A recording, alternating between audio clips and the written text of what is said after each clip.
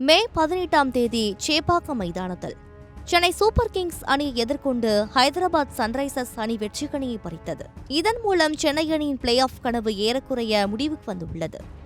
இதனால் captain ருத்துராஜின் captain பதவி பறிபோகலாம் என தகவல்கள் வெளியாகின. இந்த நிலையில் சென்னை அணியின் பயிற்சியாளர் பிளமிங் இது குறித்து பேசியிருக்கிறார். அதில், இது ஒரு சவாலான சீசன். நாங்கள் இந்த சீசனை சிறப்பாக தொடங்கவில்லை. ஆனாலும் 6 போட்டிகளை வென்று கம்பேக் கொடுத்ததல் மகிழ்ச்சி. சில இளம் வீரர்கள் தங்களின் திறமை சிறப்பாக வெளிப்படுத்தியிருக்கின்றனர். சில வீரர்கள் இடையில் காயமடைந்தது எங்களின் உத்வேகத்தை குலைத்தது. தோனியின் ஓய்வு பற்றி நிறைய பேசிவிட்டோம். அணி நிர்வாகம்தான் அதில் முடிவெடுக்க வேண்டும். தோனி சென்னை அணியோடு இருப்பது ரொம்பவே முக்கியம். தோனி இந்த சீசனில் எந்த போட்டியிலும் ஆடவில்லை எனினும் இளம் வீரர்களால் சூழப்பட்ட இந்த அணியில் நிறைய தாக்கம் செலுத்தினார்.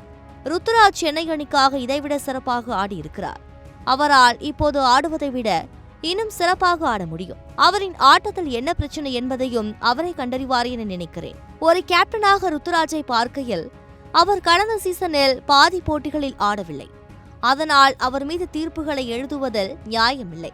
ஒரு ஆக சிறந்த கேப்டனின் இடத்தை ஒரு புதிய கேப்டன் வந்து நிரப்புவது அத்தனை எளிதான விஷயமில்லை. ருத்துராஜ் தன்னை நிலைநிறுத்திக் கொள்ள கொஞ்ச கால அவகாசம் தேவைதான்.